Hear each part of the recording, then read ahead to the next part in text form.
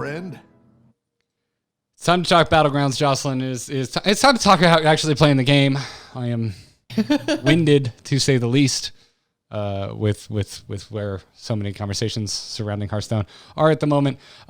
So let's do what we came here to do, which is talk about playing Hearthstone. I did something different this week. You did? I don't know why I did a call and response with you there. On our YouTube channel, we now put up shorter segments of single topics that happen on the show. And we've been working with an editor to visually embellish them and make them just a better content for the YouTube platform. You can still get the full uncut VOD if that's what you want over at youtube.com/amove2. It's a numerical 2, by the way. Don't spell it out. But the regular A move, we've got clips. And so I've been having fun wading into YouTube a little bit more. And because of the fact that we now have an editor adding visual elements to our clips, I've been trying my best to record like damn near every game of Hearthstone I play, just in case something interesting happens, just in case I actually get a actual visual representation of an example that we give on this show. It's like, why not? I'm already playing the game. What's a little extra hard drive space? And if nothing interesting happens, just delete it. It's out of there. Don't need to worry about my hard drive. I did that. And one of the questions I got, this is such a long setup for this. I am so sorry, folks. I know. Like you're just going and going and going. I'm just going and going and going I know and the going. destination, but Garrett's taken a long time to get there. We are on the scenic route, you guys. Long story short, I played a game that was a perfect example of when not to just tavern tier up blindly at the normal pace. And that's a question I've been getting a lot. And so I just did a quick commentary track over it. It's up on youtube.com/amovetv right now that you can go. And one of the questions in there was like, hey, I kind of suck at Hooktusk and I feel like I shouldn't. Could you talk about Hooktusk? And the thought hadn't really crossed my mind, but I would imagine that if listeners are asking us to talk about it, that they are not alone in their maybe misunderstanding or just an experience with Hooktusk and why Hooktusk is as good as she is. Honestly, I've only had a chance to play her once. And I am really curious about this because I kind of have a vague idea of how you're supposed to play her based on, comments I've heard around the community about sticking at tier or lower tiers for longer. And, but I don't really know how she works. So I'm really looking forward to this because I feel like it's the first time in quite a long time that I get to, play the Hearthstone noob again. Yeah. Well, I guess I'm looking forward to let you play that role again.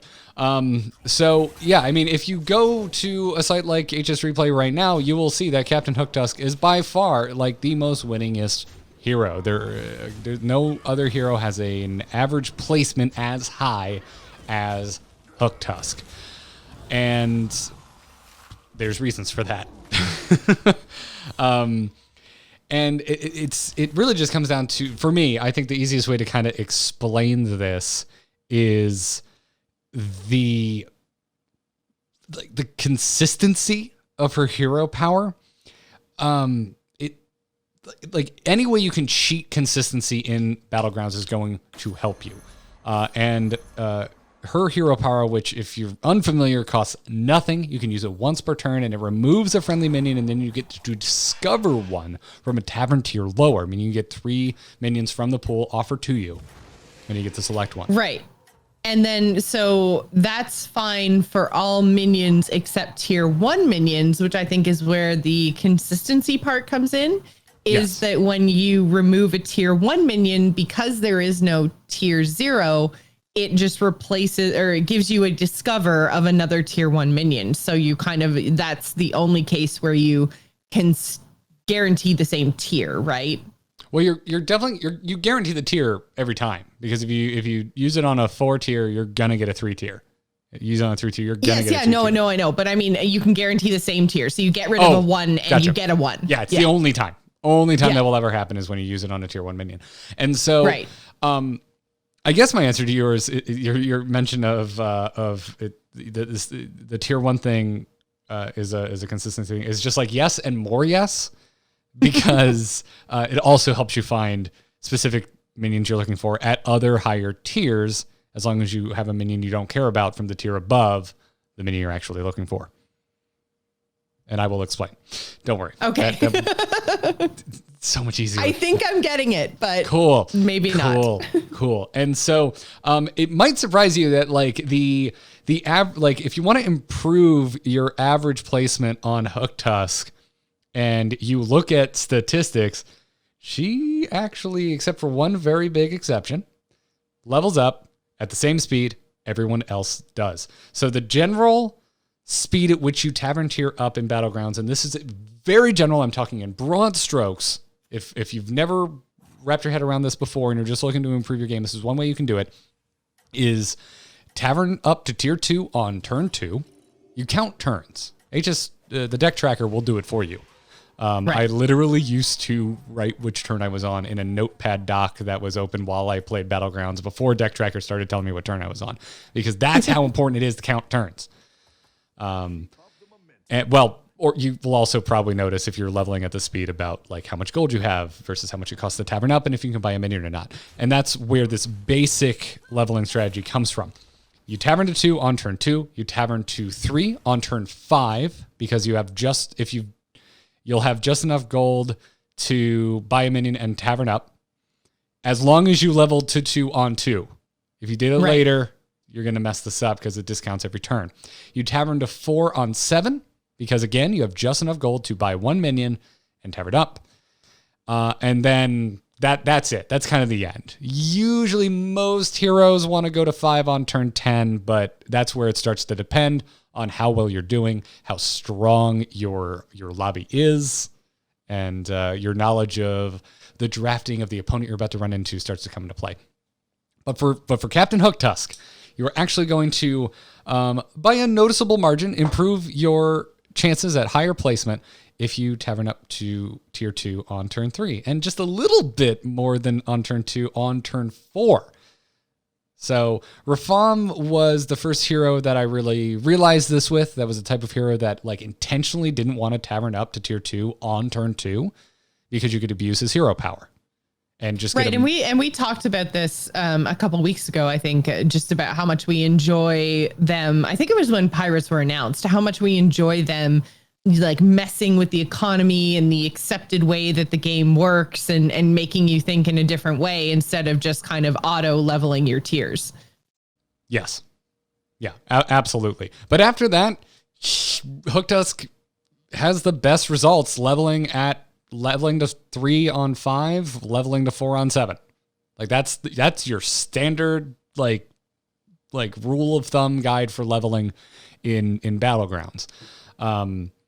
So the thing that happens, the reason this becomes so powerful and the reason like the guaranteeing of like manipulating your tier 1 minions works so well is really displayed when we look at the compositions that work very well for Hooktusk.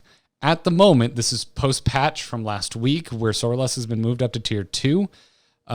Big Demons and Murlocs are essentially tied for how well they work. Big Demons has better overall placement distribution, but Murlocs, as is their history, has a high chance of getting first place. They tend to drop off after that. But and before that, it was Sorlisk. When Hooktusk hit, Sorlisk was the number 1 composition for Hooktusk. And like, why? You ask yourself, well, what's the common denominator here? And it is key pieces of these comps are tier 1 minions. For Big Demons, you need your pink dude that grows, whose name Wrathweaver. You need your Wrathweaver. Pink growing dude. Pink growing dude. You just made fun of me for once. And for Murlocs, well, you need Murlocs. And before Sorlisk moved to tier 2, Sorlisk was a tier 1 unit. So you could just find multiple Sorlisk really easy, or find a super early golden Sorlisk by abusing your ability to get rid of a tier 1 minion and discover another tier 1 minion. And the most obvious way that all of this functions is using your hero power on a token. And so on like turn 1, it is such a high roll on Hooktusk to get a token offered to you. Doesn't matter if it's the Murloc or the cat. You can buy either, and then you can use your hero power on the token and discover another tier 1 minion. You could find another token generator and have 3 minions on board on turn 1. Or you could do the other thing, which is, what is the main thing you are sacrificing when you start the game with a token minion? You're sacrificing health. You're sacrificing stats, unless you're Pyramid. Right. I was like, I feel like this is a trick question and I should know the answer to it, but I'm not really sure. So I'm just going to let Garrett tell me. Yeah, but okay. Yeah. So, right. Okay. So you're sacrificing health because your tokens are just that. They're tokens. They're little 1/1s. So they tend to die to everything. So you buy a token and the positive thing that you get is a potential, head start on your economy. But if you have a token, it means you're probably going to take some early game damage. So that's the trade-off. I was more thinking minion health, but yes. But the reason you want minion health is because you don't want them to die because you don't want to take face damage, right? Exactly. And so like it's rad to find another token generator and have 3 minions on board at turn 1. But what also is nice is they like have a 2/1 Murloc. It spawns to 1/1. You re-roll that 1/1. You find yourself a 2/3. So now you've got a 2/3 and a 2/1 on turn 1. Suddenly you have stats galore for an early start. And you can do it again on turn 2 because you're going to have exactly 4 gold. So you can buy a minion and you can, the hero power costs nothing. So it doesn't matter. The cost of the hero power is irrelevant. But you get a roll out of it. So you can use that roll and find something good. So like that's that's the early game abuse of Hooktusk's hero power, is just being able to re-roll. And it's also on the bad side of things. Say you get like those nightmare rolls on turn 1. You're just like, Micro Machine and a 2/1 Divine. This is just the worst. Well, buy it and discover, and you have a decent chance of finding a minion you actually want to start the game with. So again, with that consistency. But after that, it's just about like, you can just assemble your composition early. If you're going big demons, if you're going Murlocs, you can lock in those low tier minions very, very early. And then later on in the game, the hero power is still very good. Even if you're completely done chasing tier 1 minions, you can still have a higher chance on average to find other tier minions that you're looking for. So in terms of chasing tier 1 minions, how long do you do that? Is 1 turn long enough? Like, so not taverning up on turn 2? Well, or do you want to stick with that for, 4, 5, 6 turns? Like how long do you want to stick in that tier 1, tier 2 area? Because if you tavern up to 2 and you buy tier 2 minions, then you're still discovering tier 1 minions, right? So you've got kind of like 2 sources of tier 1 minions. So how long do you stay there? I think that's the big misconception a lot of folks have about Hooktusk, is that you really don't need to game the tavern system. You should tavern up, except for to turn 2 or tier 2. You should tavern up at the normal speed.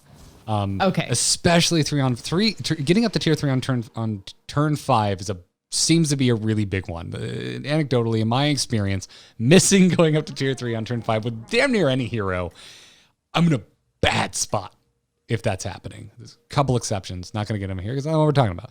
But yeah.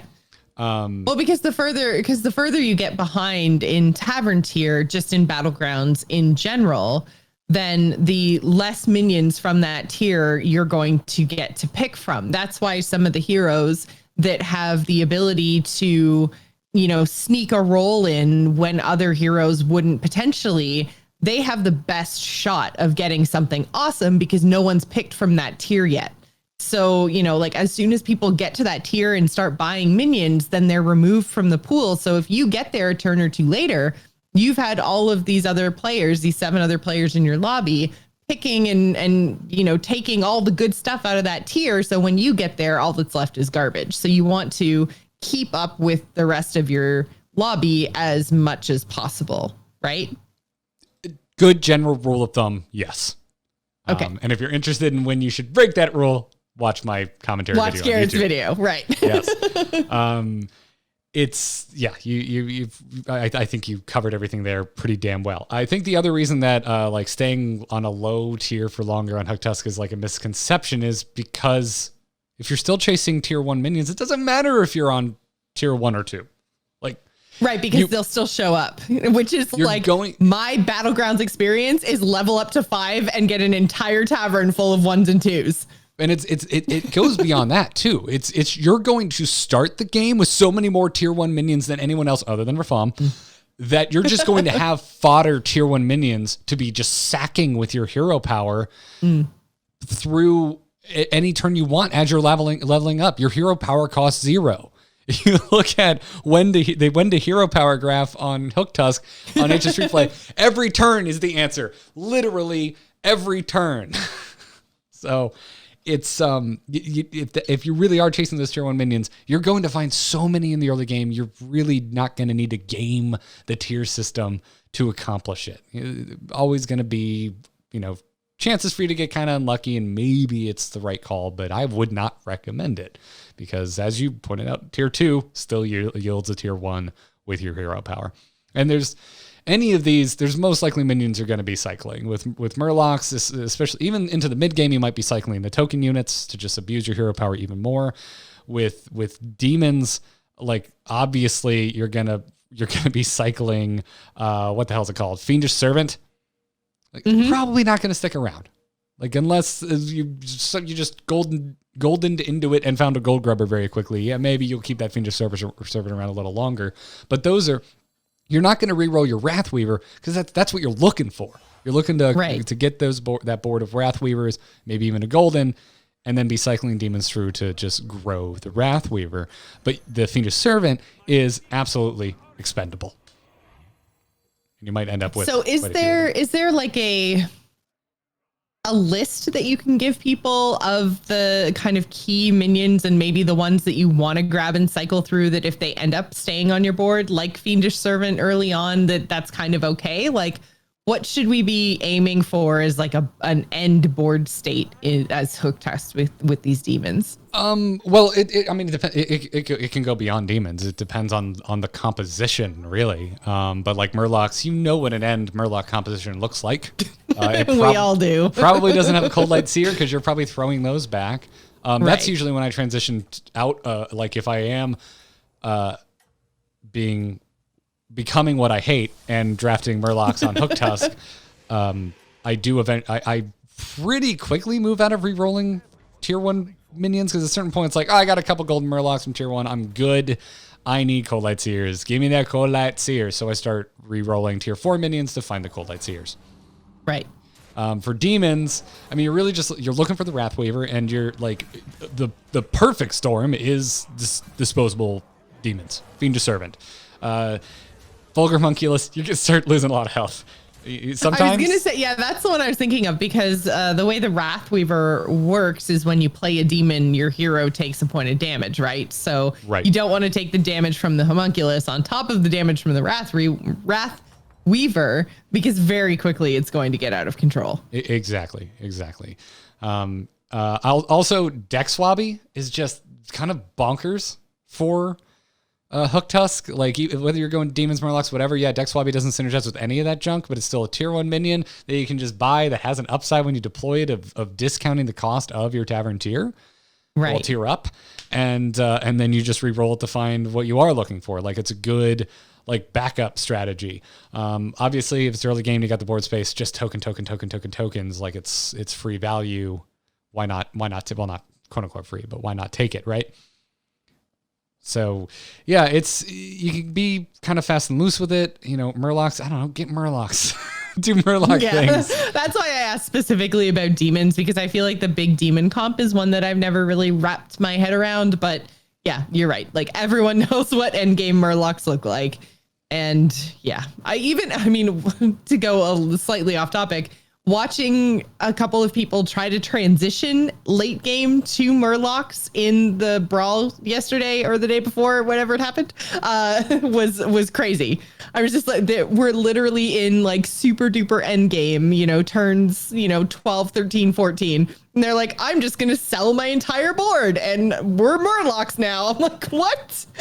What are you doing? That is a move I've never tried yet. Yeah. Trying to show the compositions here. It's not quite teed up, and I've made it worse for the video. I was trying to figure out what you were doing, but I figured I'd just keep talking. I'm very sorry. I have royally messed this up. So We're just going to mess with that. Don't pay no attention to the graphics behind the graphics, everybody. Pay no attention. There we go. There we Wonderful. All right. Perfect. Jeez. It's definitely, I've definitely podcasted before. But yeah, consistency in your composition, especially with powerful compositions that the backbone of which are built on low tier minions. That is where Hooktusk shines. I've had an amazing Macaw game with Hooktusk because I was able to find extra macaws. I don't chase it, but like I find one. And it's like, okay, cool. All right. Well, I could probably find a bomb to help me through this, and worked my way into like a golden bomb so that I'm just throwing bombs like crazy. That's kind of how I stitch together my mid game with Macaw comp until I'm finding like Goldrin and whatnot. But you can, it's a lot like I've pulled out the Macaw comp a couple times now over the past week, and it's tough to get a gold Macaw. It's a very contested composition right now. You know who ups their chances? Hooktusk, because you can discover tier 3 minions. So you have a slightly higher chance of finding that like last damn Macaw that you needed. So there's kind of ways to make Hooktusk work for like every composition, but you can see your strength in the ones that are really working for Hooktusk. So your Big Demon, Jimmerlocks, and until the nerf, Soralisk. And it's all about these early game composition and abusing your hero power to give you the best chances at finding the pieces that you need to assemble your skeleton as you move into the mid to late game.